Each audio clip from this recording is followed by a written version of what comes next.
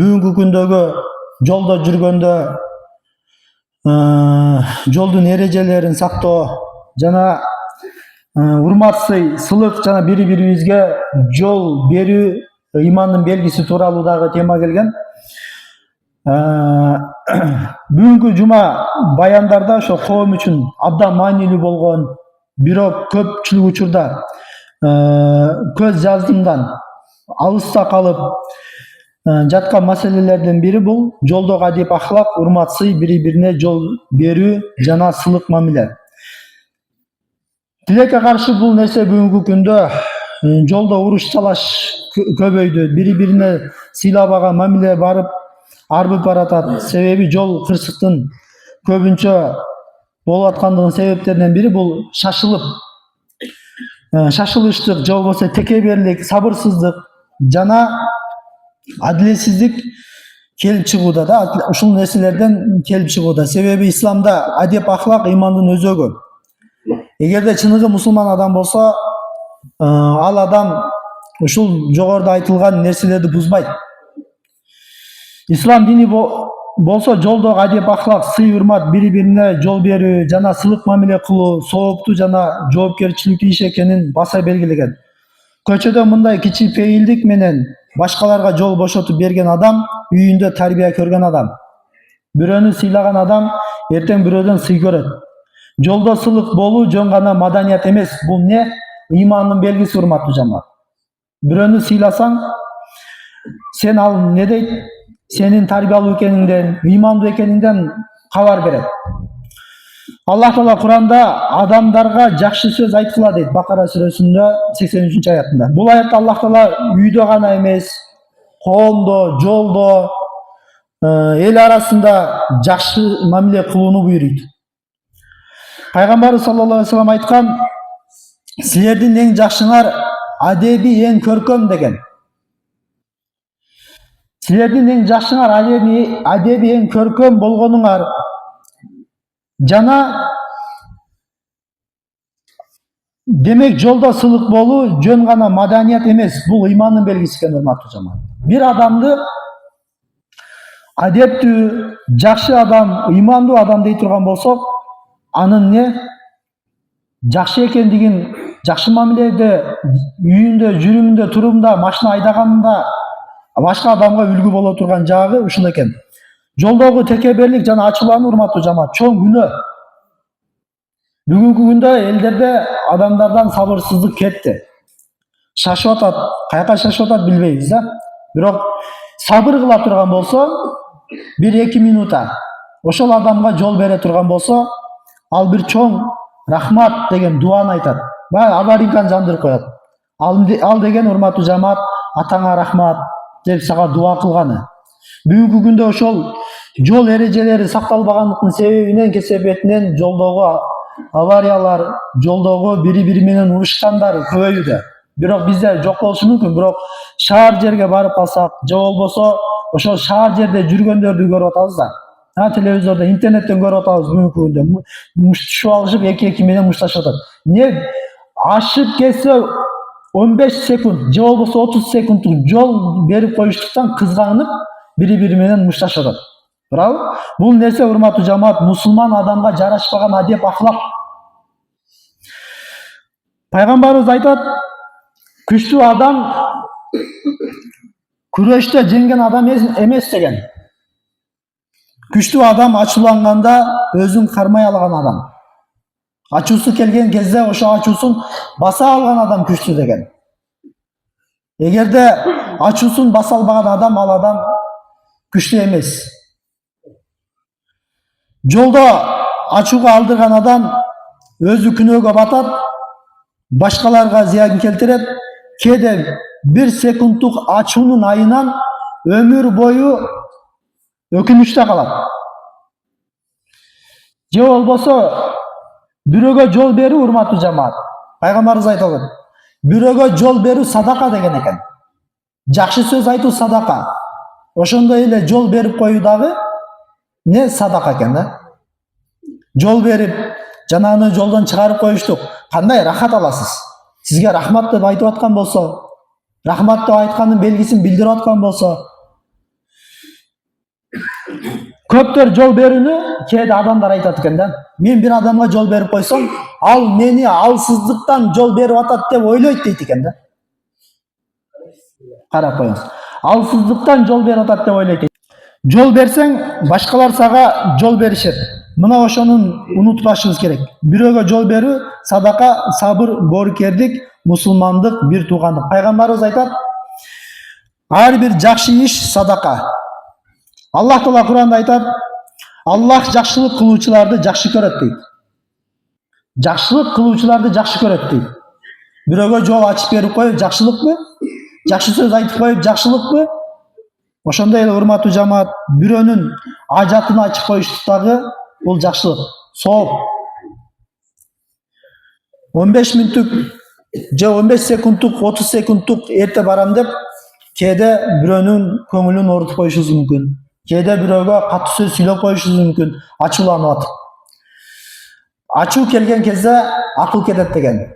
Ошол кезде адамга васваса бере турган шайтан алейхилана адамды ачуулантат дагы, сизге ар кандай жаман сөздөрдү айтканга айтат экен да. Ошондон эмне пайгамбар саллаллаху алейхи вассалам ачууң келген кезде дейт, ошол нерседен сактаныш үчүн дейт, отурган болсоң туруп ал дейт. Турган болсоң отуруп ал дейт. Эгерде ачууң келип аткан болсо, дарат алып намаз оку дейт. Суу отту өчүргөндөй эле дейт. Адамдын денеси кызып турган кезде дейт, денеге муздак суу тие турган болсо, ал эмне ачуусунан кетет дейт да. Бирок ошо ачууланып атып, адам кээде бирөөнүн көңүлүн оорутуп коет, жаман сөз айтып коет, же болбосо ошол адамга бир зыян жеткизип коюшу мүмкүн экен да. Ачууланып атып кээде шашып айдайын деп астыдагы бирөөнүн баласын сүзүп алат, машинасын сүзүп алат. Ошол нерселерден Аллах Таала өзү сактасын бардыгыбыз да.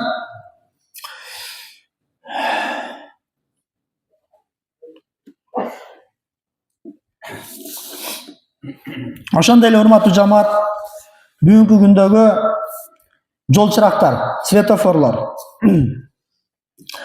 Кызыл жанган кезде урматтуу жамаат, токтоо деген белгини билдирет. Кызыл жанган кезде. Ошондуктан ислам уламалары айтат, бул кызыл жангандагы токтоо деген белгили важип амалдардын бири дейт. Ислам дининдеги важип болгон амалдар бар. Ошолордун бири дейт. Эгер ошол кызыл жанганда сен карабастан өтүп бирөөнүн өлүмүнө себеп боло турган болсоң дейт, сен анда бир адамды өлтүргөндөй күнөө аласың дейт. Бүт адамды өлтүргөндөй күнөө аласың дейт. Бир адамды сен өлтүрүп алсаң дейт, сүзүп, кызылга карабастан. Кастан болобу, атайлап болобу, же болбосо кырсык деп да кээде коебуз да. Бирок кээде кырсык бул Аллах Тааланын жазып койгон кырсыгы, бирок ошол нерседе жол чыракта токтоо деген кезде сен важип болгон амалга баш ийбестен өтүп кетиштигиң, урматтуу жамаат, бир адамдын өлүмүнө себеп болуп кала турган болсо, бүт адамды, ааламдагы адамды өлтүргөндүн күнөөсүн алат дейт. Ал эми бирөөнүн өлүмүнө себеп болгонду Куранда мындай дейт. Ким бир адамды адилетсиз өлтүрсө, ичип алып машина айдап өлтүрө турган болсо, ичип алып машина айдап бирөөнү барып сүзүп ала турган болсо, жана ошондой эле бүт адамзатты өлтүргөндүн күнөөсүн алат дейт.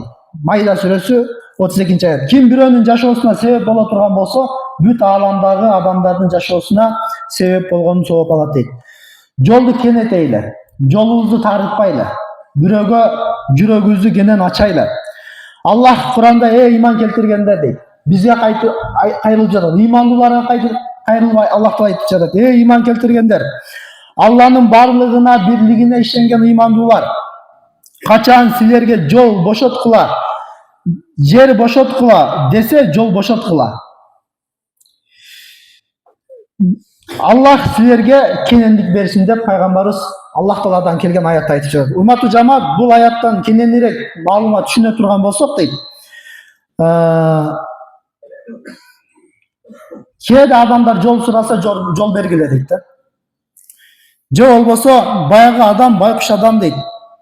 Чыга албастан жарым сааттан бери турган болот, 20 мүнөттөн бери турган болот. Но ошол кезде ал адамга 15 секунд, 30 секунд убактыңды алып, баягы адамга жол бер дейт да. Кээде биз ушул нерсени дагы сактабайбыз.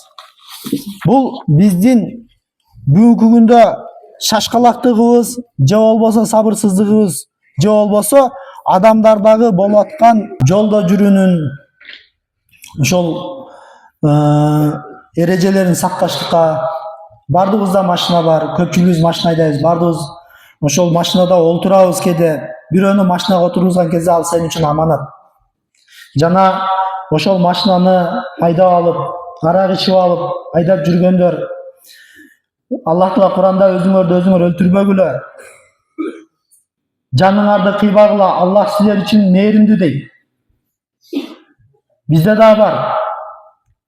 Ичип алып айдагандар, токтотойлу. Сен өзүңө өзүң жооп беришиң мүмкүн, бирок машинаңа жооп бере албайсың. Бирөөнүн багып жүргөн, көзүнүн карегиндей болгон баласын сүзүп, майып кылып кое турган болсоң, урматтуу жамаат, ал баланын жүрөгүндө өмүр бою, ата-энесинин жүрөгүндө өмүр бою каласың. Ошон үчүн ичип алып, жолдо жүргөн, машина айдап аткан бирөө жарымды болсо көрсөк эскертели, айтайлы, токтотойлу. Колубуздан келбесе күч органдарына кайрылайлы. Бизде да бар бирөө. Аллах Таала хидаят берсин ал адамга дагычы. Эгерде токтотпой турган болсо, жамаат болуп чыгайлы ошол нерсеге. Качан бирөөнүн баласын сыздатканда, качан бирөөнүн үй бүлөсүн сыздатканда кеч болуп калат андачы.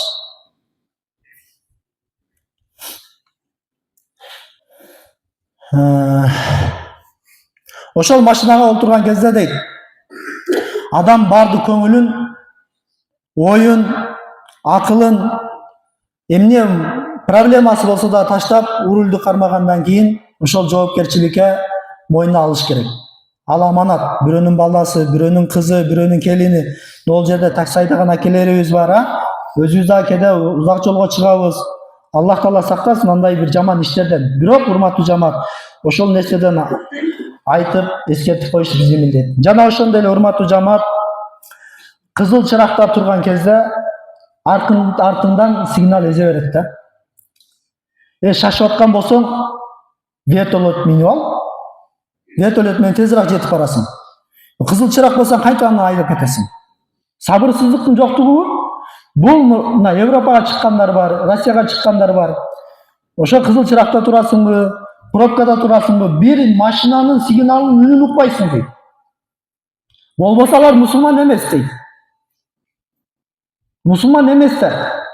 А биз алхамдулилла мусулманбыз го. Кичине сабырдуулукпуз го. Сабырдуулуктун сообу бар экенин билебиз го. Ким сабырдуу боло турган болсо, анын эсеп кысабын Аллах Таала жакшылыгын эсеп кысапсыз берет дейт да. Кээде биз ушул нерселерди унутуп коет экенбиз, урматтуу жамаат. Сабырдуу болойлу, Аллах Таала бардыгы сабырдуу болуштуктукка өзү тавфик берсин. Бир адам бир кино фестивалда дейт, 8 минуталык кино коюлду дейт. 8 минуталык кино. Баягы жерде дейт, урматтуу жамаат, башталышы эле дейт 2 минута болду дейт. Башталышы 6 минута калдыбы дейт. Баягы кинонун дейт 3 минутасы дейт, баягы жазуулары чыгат дейт. Ким катышкан, эмне болгону дейт да. Анан дейт, урматтуу жамаат, жанагы жерде 3 минута дейт бир баланы көрсөттү дагы дейт, патологду карап жаткан адамды көрсөттү дейт да. Патологду карап жаткан бир жаш баланы көрсөттү дейт да. Элдер нааразы дейт. Баягы киного келген адамдар нааразы дейт. Анан ошол кинону тарткан адам чыгып айтыптыр: "Эй, жамаат, силер 8 минутага мен менен нааразычылык билдирип атасыңар, мага нааразычылык айтып атасыңар. Билип койгула" деген экен. Мунау төшөккө жаткан адам депти. Бир адамдын машинаны айдап баратып, туура эмес айдаган себебинен баягы адам майып болуп 8 жашар бала дейт. Канча жылдан бери жатат дейт. Бул бала дейт, эми өмүр бою жатат дейт. 80 жылбы, 70 жылбы, 60 жылбы жатат дейт да, урматтуу жамаат. Силер 8 минутаңарга өкүнүп атасыңар дейт. 8 минутабыз кетти деп айтып атасыңар дейт. Бирок муногу баланын 80 жылдык өмүрүнө ким жооп берет дейт да. Патологду карап жаткан 8 жашар бала. калган өмүрүн ошол патологду карап жатып өткөзөт дейт. Биз дагы ошол урматтуу жамаат бирөөнүн баласынын, бирөөнүн кызынын патологду карап жатып калышына себеп болуп калбайлы. Айдап атканда ошол өзүнүн жол эрежелерин сактап, же болбосо балабызга айтып атабыз, туура эми бардыбызда иш бар, бала бар, барып келе кой, айдап келе кой, алып келе кой дейбиз. Но мектептин жанында катуу айдап өтүп атабыз. Ушул жерде да бир абайлайлы. Жаман көрбөйлү. Ошол мектептин жанындагы жанагы тосмолорду коюп себебин бекеринен койгон эмес ал нерсени. Ошол машиналар катуу өткөндүк себебинен коюлган. Бир кырсык болуп калбасын, бирөөнүн баласы какшап калбасын дегенден коюлган. Урматтуу жамаат, Аллах Таала баардыгыбыздан ыраазы болсун.